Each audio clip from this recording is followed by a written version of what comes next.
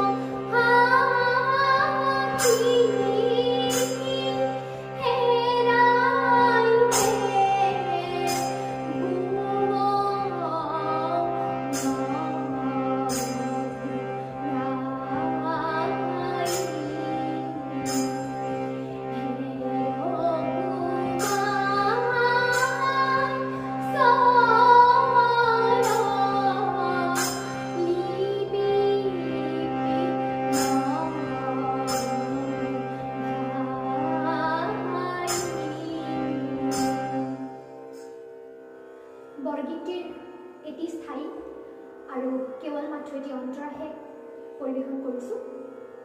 পুনৰ ভুল ভ্ৰান্তি হৈ গৈছে যদি ক্ষমা বিচাৰিছোঁ। বৰগীত লোকগীতসমূহে আমাৰ সংস্কৃতি কথা কয়, আমাৰ অসমীয়াৰ নিজস্বতা আমাৰ পৰিচয়ৰ কথা কয়।